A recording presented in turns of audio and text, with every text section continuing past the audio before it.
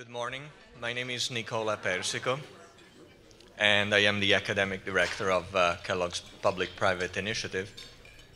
My job is to introduce Dean Blount, who is the Dean of the Kellogg School of Management.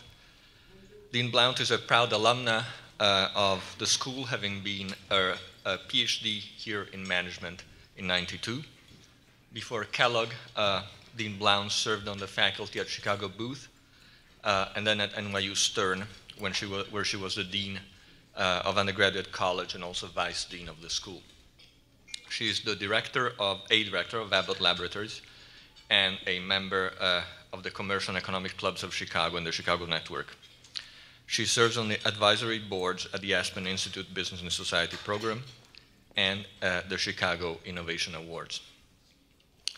Since joining Kellogg in 2010, Dean Blount has restructured the school's administrative operations, set fundraising records, and introduced Envision Kellogg, a comprehensive plan for how the school will shape business education in the 21st century.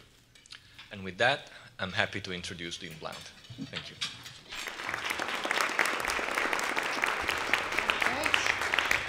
Thank you, Nicola. I want to first start out and say how delighted I am that all of you are here. This is truly a dream come true for me. Many years ago, when I was on the faculty at New York University, I met Judy Samuelson, who leads the Aspen Institute's Business and Society program.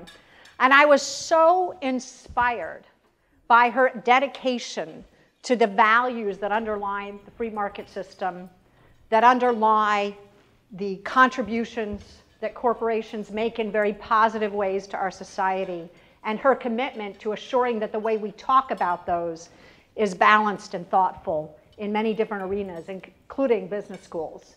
And who would have known, Judy, when I met you a few years ago at a dinner party, that we would have gotten to the point where we could jointly host this discussion together on such an incredibly important topic. So it is a dream come true. That this partnership with Kellogg and the Aspen Institute is taking place today. And that all of you are here to be part of this incredibly important dialogue about the purpose of the firm, an incredibly important dialogue about how do we think about shareholder value and the other goals of the firm, and to engage in some very lively debate given some of the personalities that I know are here. Having been on the faculty, for example, we're ending with Luigi Zingales tomorrow afternoon, but I promise you it will not be boring, right? I mean, there are just some incredible, Michael Jensen's here, which is just terrific, terrific, terrific people all over the room that will assure that very provocative debate takes place. Miguel Padro, where are you sitting, Miguel? Also key to getting today's discussion in place. You've been leading this dialogue on behalf of the Aspen Institute, so thank you for your contributions for getting this off the ground. In a moment, I will, of course, introduce the senator, which is a very exciting way for us to start out. And last, thank you, before I step in a little more to content, Nicola, who has stepped in as our faculty to head this new public-private initiative, where is an important part of where we're heading with Kellogg, recognizing that in the 21st century, you can't be educating business students without including in the dialogue a very thoughtful discussion about the interface between the private sector and the public, and about what our obligations are as business leaders, what our obligations are as civic leaders. And this is a very great early discussion coming out of that initiative, which excites me very much. So thank you, Nicola and Sheila, for your leadership in getting that off the ground. One of the things that you spend a lot of time thinking about when you do business education is sort of where is the world at, what does it need, what should our business school be doing better, how should we be engaging with the world more? Because if you're in a business school, you've got a public trust, right? People are trusting you to educate, inspire, and equip the next generation of leaders. And so that's something that we take very seriously. And we went through a large strategic planning process at Kellogg, my first and second years in office, to think about that. And one of the big questions that we had to consider was, is it time for big change or little change? Like, everybody talks about strategic planning. Everybody has a 5-year plan. Everybody argues that they've got the newest waste and sliced bread to educate students, right? I mean, you guys read about it. There's a small sort of micro media about business school education. And so when we looked at our strategic plan, one of the questions we had to ask is, had the world changed? How much has it changed since we thought hard about this at Kellogg? And one of the conclusions that we came to is the world has changed in profound ways. I'm going to cite just a simple example. If you look at what's happened between sort of the early 2000s till 2011 and 12, you can't help but be struck by the observation that it really is amazing that the change of the millennium, the change of the decade, this change in chronological time has coincided with an intense period of social, technological, economic disruption in our world. Now let me just give you a snapshot idea. In 2001, if you guys remember in 1999, the things we were worried about, anybody remember Y2K? Like, speaking of a non-issue we all spent a lot of money on. And do you remember the dot-com bubble that we were so worried about that deflated a bit in 2001? I mean, those positively seem like simple times to me. When you compare it to, I want to give you, just to set the stage, 4 months in 2001 that I think shepherded in the millennium in this huge step-level, discontinuous change in human history. One is, of course, if you're in the US, 9/11, right? That it fundamentally changed the standing of the United States, how it was perceived, how it interacted with the world. 2 months later, you probably don't realize it, but it was in November 2001 that Goldman Sachs came out with the paper naming the BRIC for the first time. That phrase didn't exist. Brazil, Russia, India, and China. And they predicted that at that time, almost 10% of world GDP would come from the BRIC by the end of the first decade of this century. And the real number was almost 20%, by the way, of world GDP when we ended the decade was coming from the BRIC.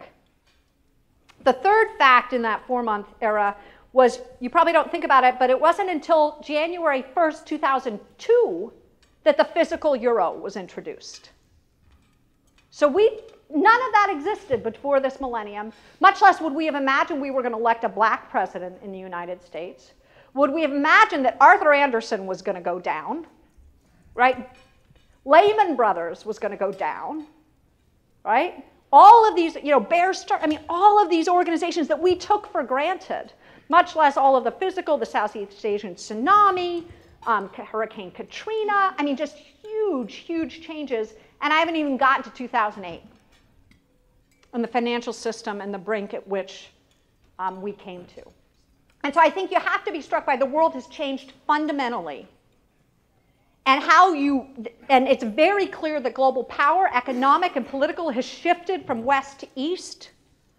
It's very clear that we have a much more balanced understanding of financial markets and the limitation of unregulated financial markets and unregulated market. We aren't going to have to do that fight anymore. It used to be if you were in a business school before 2008, you had to try to make the argument, because there were plenty of people who wanted less and less regulation. You don't have to make that argument anymore, right?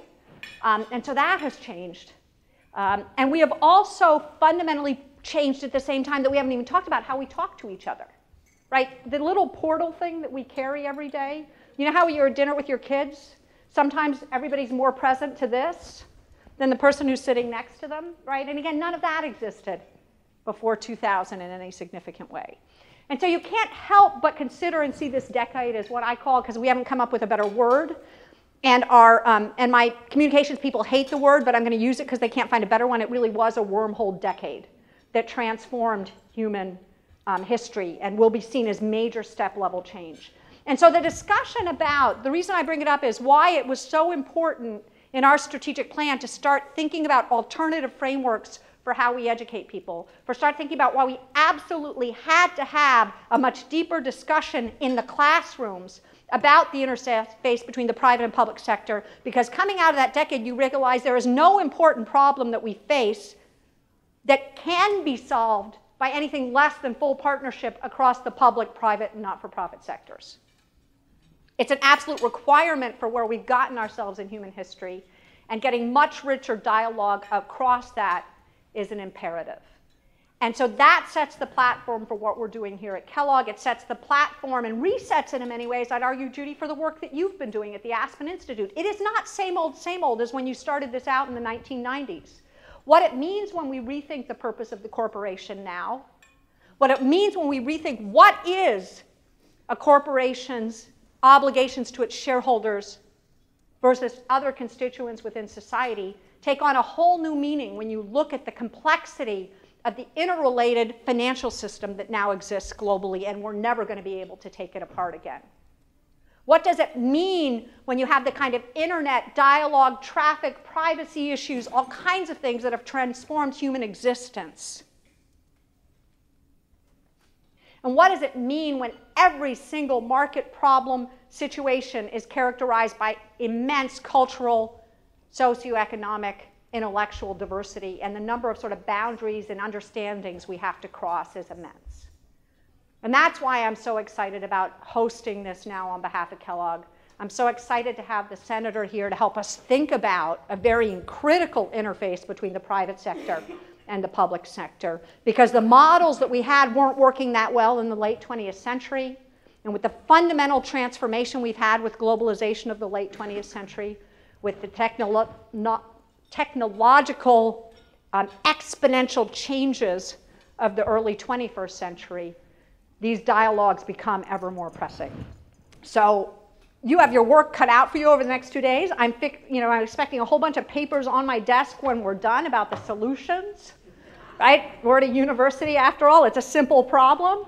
But really what I hope this will be is not just a continuation of old discussions, but the beginning of new ones, recognizing that the challenges are even more complex, the answers are even more pressing, because the essence of what we're trying to accomplish as a global human society is so important. And for that, I think that Senator Russ Feingold, couldn't represent a better set of values, a better set of sort of fights undertaken on behalf of important principles for starting the discussion.